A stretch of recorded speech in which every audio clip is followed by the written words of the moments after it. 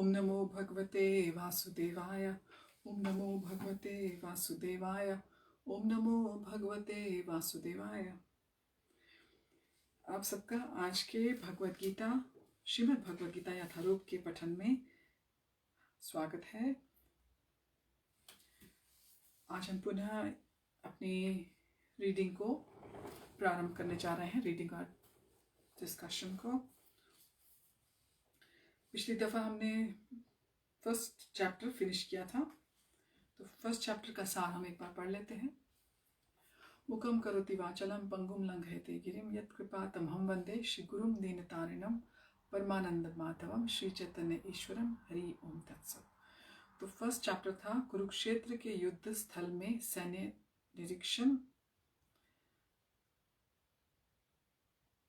इसका सार ये था, इसमें हमने देखा था कि जो शक्तिशाली योद्धा अर्जुन हैं, वो विपक्षी सेनाओं में अपने निकट संबंधियों, शिक्षकों और मित्रों को युद्ध में अपना अपना पाठ अदा करने के लिए देखते हैं, और वो शोक और करुणा से, कंपैशन और ग्रीफ से अभिभूत होकर अपनी शक्ति खो देते हैं। वो बहुत ज़्यादा बिविल्डर्ड फील करते हैं अपने आप को। उनका मन बहुत ज़्यादा अटैचमेंट्स में, मोह में, दुविधा में फंस जाता है। और उस वक्त वो अर्जुन ये सोचते हैं कि मैं युद्ध नहीं करूँगा, और वो अपने संकल्प को, ऐसे उनको लगता है कि वो अपना संकल्प पूरा नहीं कर पाएंगे। अब हम अध्याय 2 चैप्टर 2 का आरंभ करेंगे। इसका शीर्षक है, इसका टाइटल है गीता का सार, भगवद गीता समराइज्ड। और फर्स्ट चैप्टर का अंग्रेजी में हमने सबने सुना है टाइटल, वो है observing the armies. Gita summarised, Gita का सार। जो शुरू में भगवद गीता के शुरू में थोड़ा सार दिया हुआ, मैं आपके समक्ष पहले वो पढ़ूंगी। अर्जुन शिष्य रूप में कृष्ण की शरण ग्रहण करता है और कृष्ण उससे नश्वर भौतिक शरीर तथा नित्य आत्मा के मूलभूत अंतर की व्याख्या करते हुए अपना उपदेश आरंभ करते हैं। भगवान उसे देहांतरण की प्रक्रिया, परमेश्वर की निष्काम सेवा तथा स्वरूप सिद्ध व्यक्ति के गुणों से अवगत कराते हैं। पहला श्लोक, गीता सार चैप्टर 2। तम तथा कृपयाविष्टं श्रुपूर्णाकुलेक्षणं विषिदन्तमिदं वाक्यमुवाच मधुसूदनः। संजय उवाच, संजय ने कहा, तम अर्जुन के प्रति तथा इस प्रकार कृपया करुणा से आविष्टम अभिभूत, अश्रुपूर्ण आकुल अश्रुओं से पूर्ण, ईक्षणम नेत्र विषिदंतम शोकयुक्त, इदम यह वाक्यम वचन उवाच कहा मधुसूदन, मधु का वध करने वाले कृष्ण ने। संजय ने कहा, करुणा से व्याप्त शोक युक्त अश्रुपूरित नेत्रों वाले अर्जुन को देखकर मधुसूदन कृष्ण ने ये शब्द कहे। तात्पर्य पर्पट द्वारा शिला प्रभुपाद की जय। भौतिक पदार्थों के प्रति करुणा, शोक तथा अश्रु, ये सब असली आत्मा को न जानने के लक्षण हैं। शाश्वत आत्मा के प्रति करुणा ही आत्म साक्षात्कार है। इस श्लोक में मधुसूदन शब्द महत्वपूर्ण है। कृष्ण ने मधु नामक असुर का वध किया था, और अब अर्जुन चाह रहा है कि कृष्ण उस अज्ञान रूपी असुर का वध करें जिसने उसे कर्तव्य से विमुख कर रखा है। यह कोई नहीं जानता कि करुणा का प्रयोग कहाँ होना चाहिए। डूबते हुए मनुष्य के वस्त्रों के लिए करुणा मूर्खता होगी। अज्ञान सागर में गिरे हुए मनुष्य को केवल उसके बाहरी पहनावे अर्थात स्थूल शरीर की रक्षा करके नहीं बचाया जा सकता। जो इसे नहीं जानता और बाहरी पहनावा के लिए शोक करता है, वह शूद्र कहलाता है, अर्थात वह वृथा ही शोक करता है। अर्जुन तो क्षत्रिय था, अतः उससे ऐसे आचरण की आशा न थी। किंतु भगवान कृष्ण अज्ञानी पुरुष के शोक को विनष्ट कर सकते हैं और इसी उद्देश्य से उन्होंने भगवत गीता का उपदेश दिया। यह अध्याय हमें भौतिक शरीर तथा आत्मा के वैश्लेषिक अध्ययन द्वारा आत्म साक्षात्कार का उपदेश देता है, जिसकी व्याख्या परम अधिकारी भगवान कृष्ण द्वारा की गई है। यह साक्षात्कार तभी संभव है जब मनुष्य निष्काम भाव से कर्म करे और आत्मबोध को प्राप्त हो। तो हम इस प्रथम श्लोक को देखते हैं, जो ये प्रथम श्लोक है चैप्टर 2 का। ये संजय द्वारा बोला गया है। तो संजय ने बहुत कम श्लोक बोले हैं पूरी भगवत गीता में, जैसे हम देखेंगे।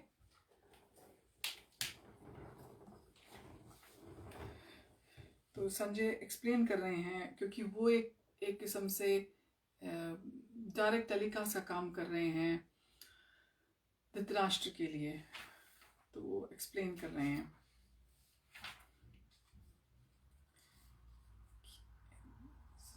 तो इस श्लोक के तात्पर्य में श्रील प्रभुपाद ने कितनी अच्छी तरह से हमको ये एनालॉजी दी है, जो ये एक्सप्लेन किया है, उसका जो पैरेलल मीनिंग बताया है, एग्जाम्पल्स देखी कि जिस प्रकार से डूबते हुए मनुष्य के अगर हम वस्त्रों की रक्षा करें तो ये एक मूर्खता है। हमको इसी तरह से सिर्फ शरीर के लिए ही चिंता नहीं करनी, हमें शरीर के अंदर वास कर रही शाश्वत इटर्नल आत्मा की भी चिंता करनी है। एक्चुअली वो बहुत इम्पोर्टेंट है, क्योंकि वो सदैव अमर, अजर और अविनाशी है। क्योंकि अर्जुन क्षत्रिय था और अर्जुन शोक कर रहे थे, तो ये उनसे अपेक्षित बिल्कुल नहीं था।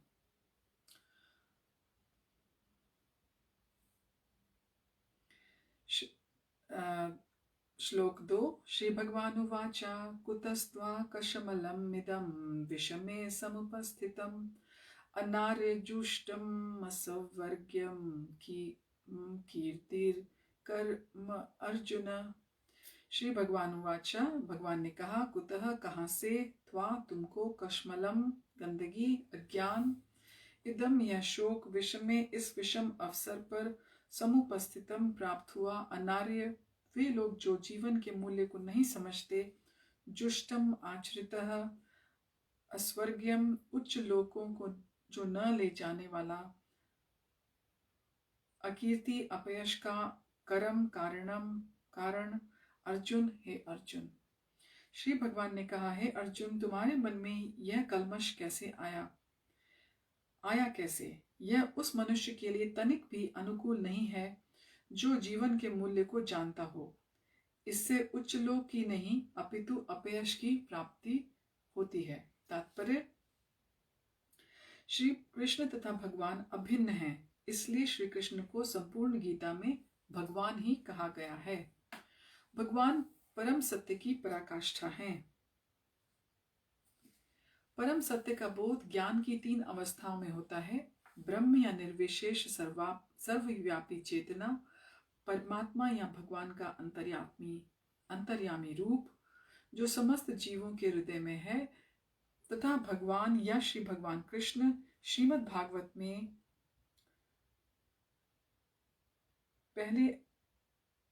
पहले स्कंद के 2 अध्याय के 11वें श्लोक में परम सत्य की यह धारणा इस प्रकार बताई गई है।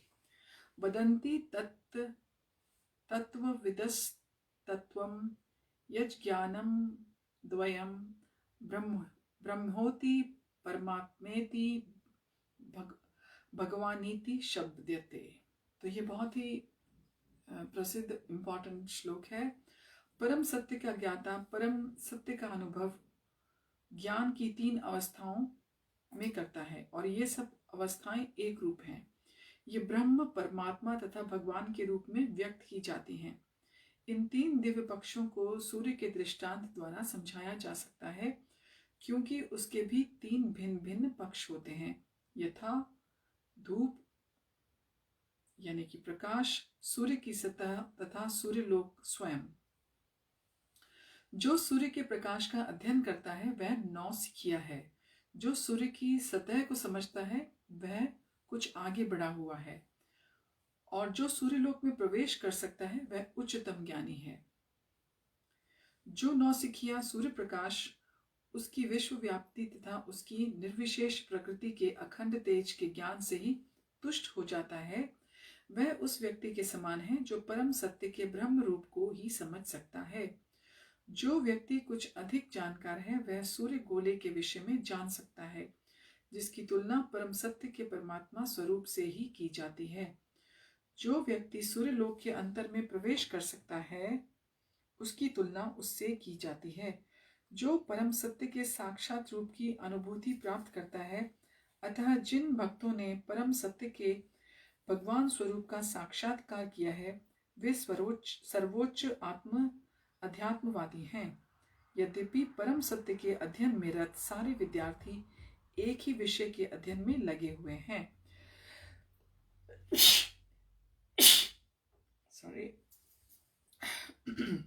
सूर्य का प्रकाश, सूर्य का गोला तथा सूर्य लोक की भीतरी बातें, इन तीनों को एक दूसरे से विलग नहीं किया जा सकता।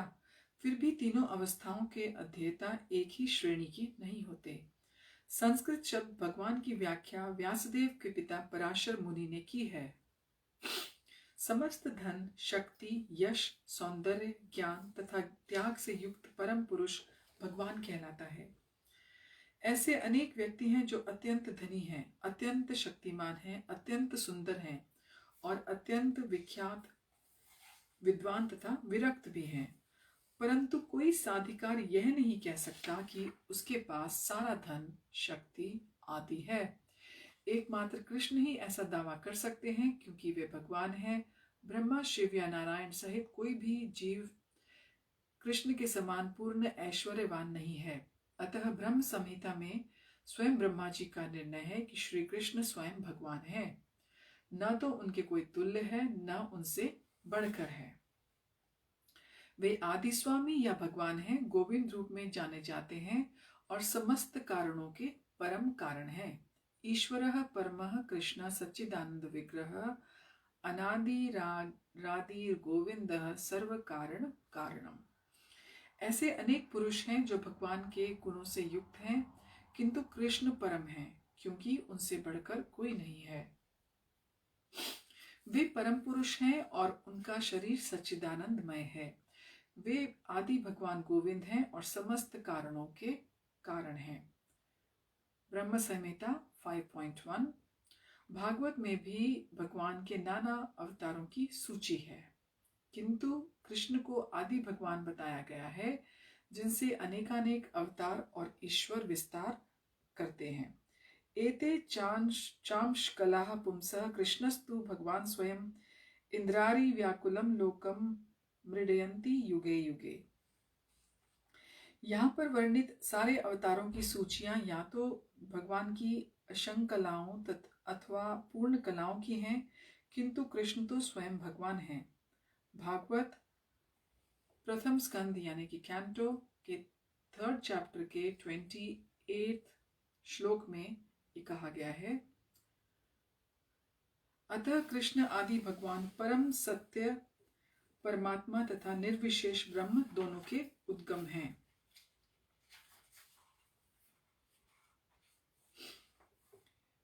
भगवान की उपस्थिति में अर्जुन द्वारा स्वजनों के लिए शोक करना तथा सर्वथा अशोभनीय है, अतः कृष्ण ने कुतः शब्द से अपना आश्चर्य व्यक्त किया है। आर्य जैसी सभ्य जाति के लिए कि किसी व्यक्ति से ऐसी मलिनता की उम्मीद नहीं की जाती। आर्य शब्द उन व्यक्तियों पर लागू होता है जो जीवन के मूल्य को जानते हैं और जिनकी सभ्यता आत्म साक्षात्कार पर निर्भर करती है।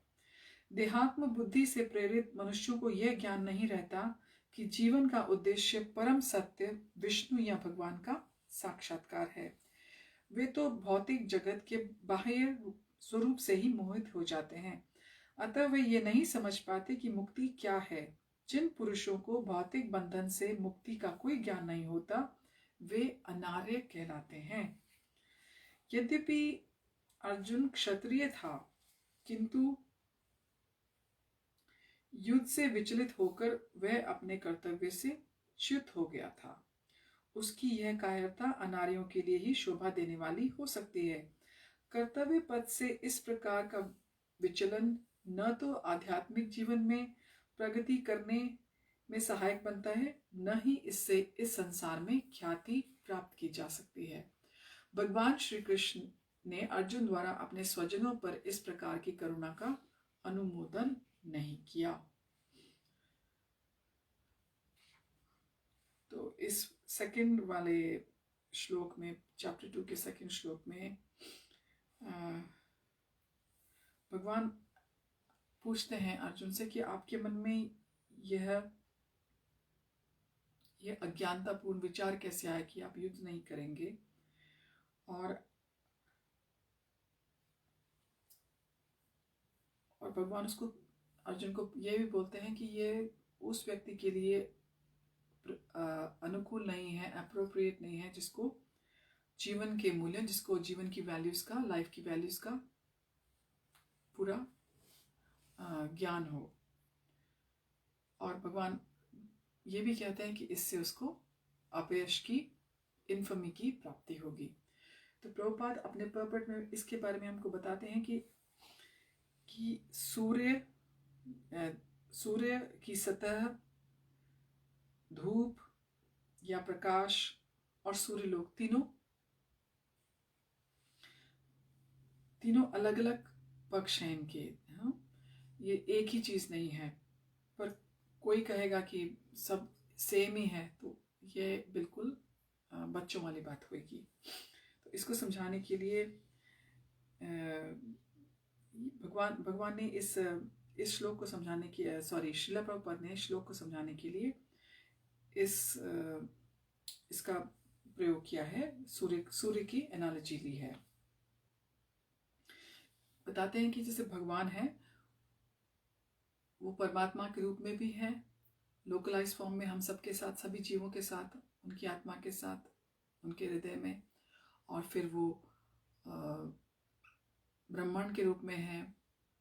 ब्रह्म जो ज्योति आती है, हम देखते हैं वो है भगवान के शरीर से ज्योति आ रही है, वो भी एक भगवान का लोकलाइज फॉर्म है। और तीसरा फॉर्म है भगवान, जो भगवान अपने लोक में रहते हैं, गोलोक वृंदावन में। तीनों अलग अलग हैं, पर ये तीनों रूप किस तरह हैं? ये भगवान से आ रहे हैं। उसी तरह से धूप अलग है, सूर्य की सतह अलग है, सूर्य लोक अलग है, पर तीनों कहाँ से रहे हैं? सूर्य से हैं। और सूर्य नारायण, हमें मालूम है उनको शक्ति कहाँ से मिल रही है? भगवान से मिल रही है।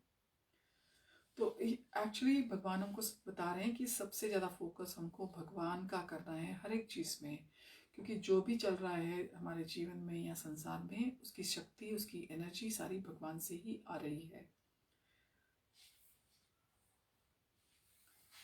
चाहे हम जो कुछ खा रहे हैं, पहन रहे हैं, इस लाइफ में एंजॉय कर रहे हैं, भगवान को अर्पण कर रहे हैं, भोग लगा रहे हैं, सब कुछ, इवन हमारे रिश्ते नाते, हमारे धन धान्य और परिवार, सब कुछ भगवान द्वारा ही हमें दिए जा रहे हैं। और सारी ऑपुलेंसेस, सारी विशेषताएं भगवान के पास हैं, जबकि मनुष्य को एक आधी विशेषता ही मिलती है लाइफ में। या तो कोई बहुत सुंदर है, या कोई बहुत धनवान है, या उसके पास थोड़े थोड़े सारे चीज़ों का उसके जीवन में उन सब चीज़ों का प्रवेश है, जो ये 6 ऑपुलेंसेस बताई गई हैं। पर भगवान के पास ये सब हैं और पूर्ण रूप में है। सो भगवान कंप्लीट है, भगवान एब्सोल्यूट है। इसलिए भगवान को परम कहते हैं, क्योंकि भगवान सभी गुणों से युक्त हैं। और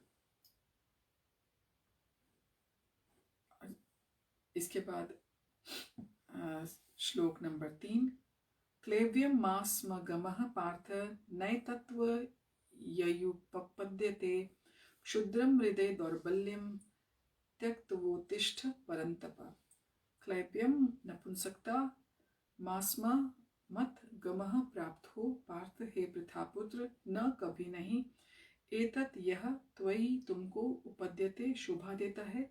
क्षुद्रम तुच्छ हृदय, हृदय की दौर्बल्यम दुर्बलता, त्यक्त्वा त्याग कर उत्तिष्ठ खड़ा हो परंतप, हे शत्रुओं का दमन करने वाले। तो परंतप क्या कि भी अर्जुन को संबोधित करते हैं भगवान। इसका अनुवाद ट्रांसलेशन है, हे पृथापुत्र, इस हीन नपुंसकता को प्राप्त मत हो, तुम्हें यह शोभा नहीं देती। हे शत्रुओं के दमन करता, हृदय की क्षुद्र दुर्बलता को त्याग कर युद्ध के लिए खड़े हो। तात्पर्य, अर्जुन को पृथा पुत्र के रूप में संबोधित किया गया है। पृथा कृष्ण के पिता वसुदेव की बहन थी, तो कुंती देवी का एक नाम पृथा भी था। अतः कृष्ण के साथ अर्जुन का रक्त संबंध था, ब्लड रिलेशन था। यदि क्षत्रिय पुत्र लड़ने से मना करता है तो वह नाम का क्षत्रिय है, और यदि ब्राह्मण पुत्र अपवित्र कार्य करता है तो वह नाम का ब्राह्मण है। ऐसे क्षत्रिय तथा ब्राह्मण अपने पिता के अयोग्य पुत्र होते हैं। अतः कृष्ण यह नहीं चाहते थे कि अर्जुन अयोग्य क्षत्रिय पुत्र कहलाए।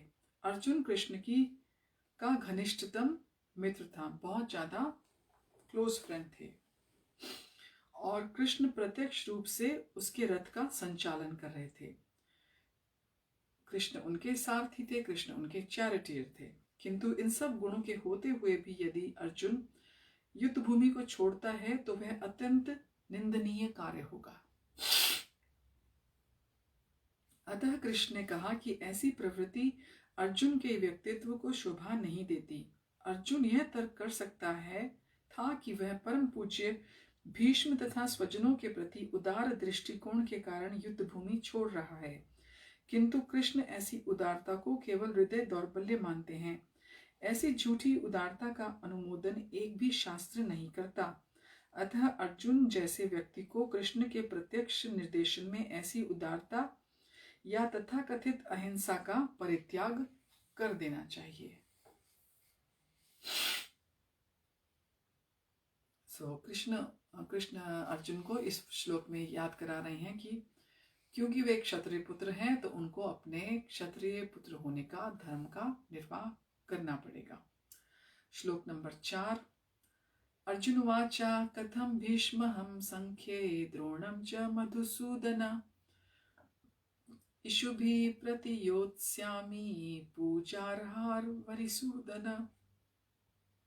अर्जुन उवाच, अर्जुन ने कहा, कथम किस प्रकार, भीष्मम भीष्म को, अहम मैं, संख्ये युद्ध में, द्रोणम द्रोण को, च भी मधुसूदन हे मधु के संहार करता, इषुभी तीरों से, प्रतियोत्स्यामि उलट कर प्रहार करूंगा, पूजा अर्हव पूजनीय, अरिसूदन हे शत्रुओं के संहारक।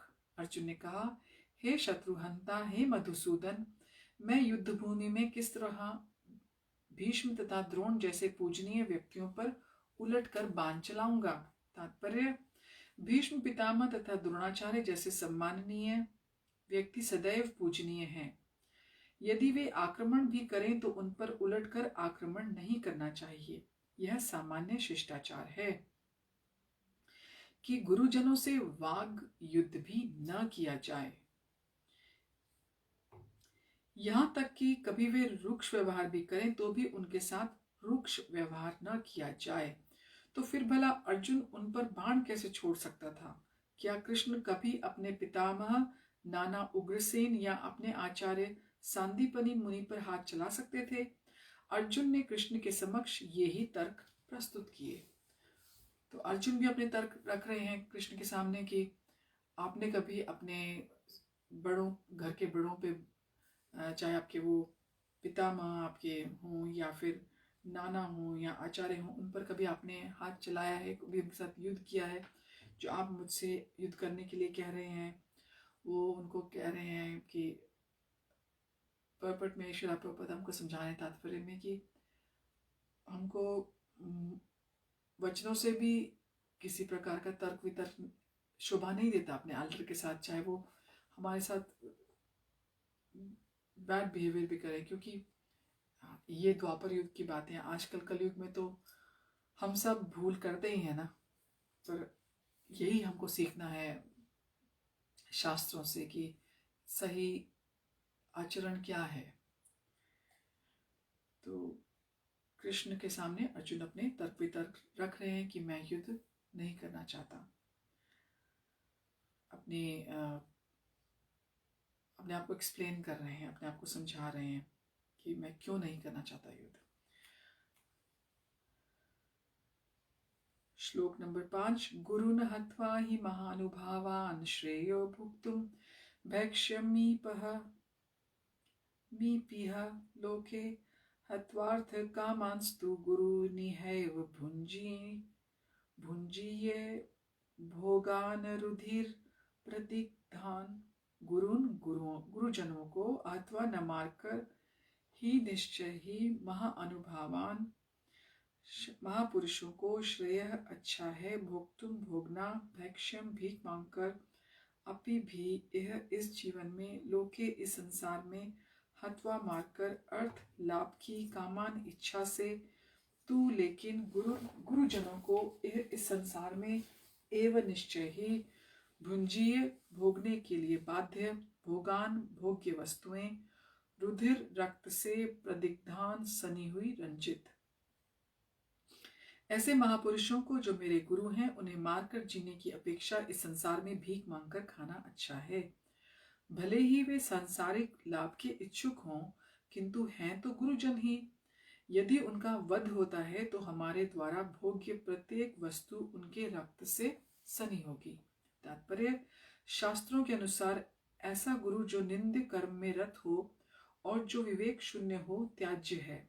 दुर्योधन से आर्थिक सहायता लेने के कारण भीष्म तथा द्रोण उसका पक्ष लेने के लिए बाध्य थे। यद्यपि केवल आर्थिक लाभ से ऐसा करना उनके लिए उचित न था, ऐसी दशा में वे आचार्यों का सम्मान खो बैठे थे। किंतु अर्जुन सोचता है कि इतने पर भी वे उसके गुरुजन हैं, अतः उनका वध करके भौतिक लाभों का भोग करने का अर्थ होगा रक्त से सने अवशेषों का भोग। श्लोक नंबर 6। न चैत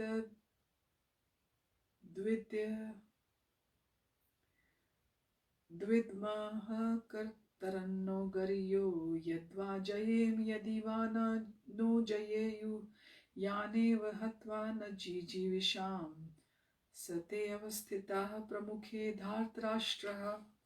न नहीं च भी एतत् यह, विद्मः हम जानते हैं, कतरत जो, नह हमारे लिए, गरीय श्रेष्ठ, यत्वा अथवा, जयेम हम जीत जाएं, यदि वा या, नह हमको, जयेयु वे जीतें, यान जिनको, एव निश्चय ही, हत्वा मारकर, न कभी नहीं, जीविशाम हम जीना चाहेंगे, ते वे सब, अवस्थिता खड़े हैं, प्रमुखे सामने, धार्तराष्ट्र धृतराष्ट्र के पुत्र।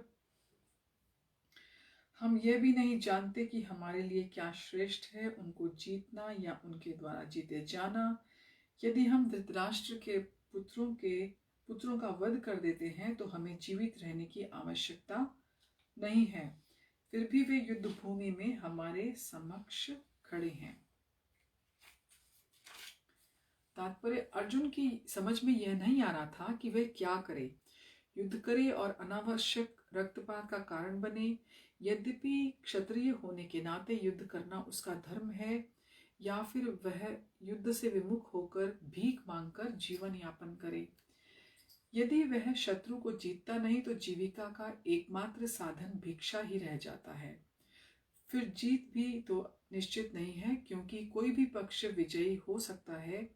यदि उसकी विजय हो भी जाए, क्योंकि उसका पक्ष न्याय पर है, तो भी यदि धृतराष्ट्र के पुत्र मरते हैं तो उनके बिना रह पाना अत्यंत कठिन हो जाएगा। इस दशा में यह उसकी दूसरे प्रकार की हार होगी। अर्जुन द्वारा व्यक्त इस प्रकार के विचार सिद्ध करते हैं कि वह न केवल भगवान का महान भक्त था, अपितु वह अत्यधिक प्रबुद्ध और अपने मन तथा इंद्रियों पर पूर्ण नियंत्रण करने वाला था। राज परिवार में जन्म लेकर भी भिक्षा द्वारा जीवित रहने की इच्छा उसकी विरक्ति का दूसरा लक्षण है। ये सारे गुण तथा अपने आध्यात्मिक गुरु श्री कृष्ण के उपदेशों में उसकी श्रद्धा, ये सब मिलकर सूचित करते हैं कि वह सचमुच पुण्यात्मा था। इस तरह यह निष्कर्ष निकला कि अर्जुन मुक्ति के सर्वथा योग्य था। जब तक इंद्रियां संयमित न हो, ज्ञान के पद तक उठ पाना कठिन है और बिना ज्ञान तथा भक्ति के मुक्ति नहीं होती। अर्जुन अपने भौतिक गुणों के अतिरिक्त इन समस्त दैवी गुणों में भी दक्ष था। क्योंकि अर्जुन बिल्कुल कंफ्यूज था, बिल्कुल असमंजस में था, उसको समझ नहीं आ रहा था कि वो कैसे युद्ध करे, कैसे वो चाहता था कि वो युद्ध ना करके भीख मांगकर जीवन अपना अपना बाकी जीवन व्यतीत करना ज़्यादा श्रेयस्कर समझता था। तो वो सोचता है कि अगर धृतराष्ट्र के सारे पुत्र मर जाते हैं इस युद्ध में, तो उनके बिना रह पाना भी बहुत कठिन हो जाएगा। और भगवान का एक श्रेष्ठ भक्त था और बहुत बुद्धिमान, अत्यंत प्रबुद्ध था और उसको अपने मन और इंद्रियों पर पूरा कंट्रोल था। तो ऊपर से वो एक राज परिवार में पैदा हुआ था, उसके पास सब तरह के गुण और स्पिरिचुअली वो एडवांस था। भगवान कृष्ण का एक मित्र ही नहीं था, परम मित्र नहीं था, बल्कि उनको भगवान के रूप में वो समझता था, पूरा उसको ज्ञान था। तो वो एक पूरा कैंडिडेट था, एक पूरा वो बिल्कुल श्रेष्ठ था मुक्ति पाने के लिए। भगवान प्रभुपाद हमको एक्सप्लेन कर रहे हैं कि क्योंकि उसमें सब गुण, वो सर्व गुण संपन्न था। वो हर एक प्रकार के गुणों में दक्ष था। तो बिना ज्ञान और भक्ति के मुक्ति नहीं होती। इस परपट में, इस तात्पर्य में श्रीला प्रभुपाद हमें यह समझा रहे हैं। तो आप सबका आज के इस दूसरे अध्याय श्रीमद् भगवद गीता यथारूप के दूसरे अध्याय गीता सार के पठन में हमारा बहुत बहुत धन्यवाद। हम इसे अगले दफ़ा ऐसे ही कंटिन्यू करेंगे। सब सुरक्षित रहिए, स्वस्थ रहिए और भगवान का भजन कीजिए, भगवान की सेवा कीजिए और जप कीजिए, मंदिर में जाइए और अपने जीवन को सार्थक कीजिए। हरि ओम तत्सत। हरे कृष्णा।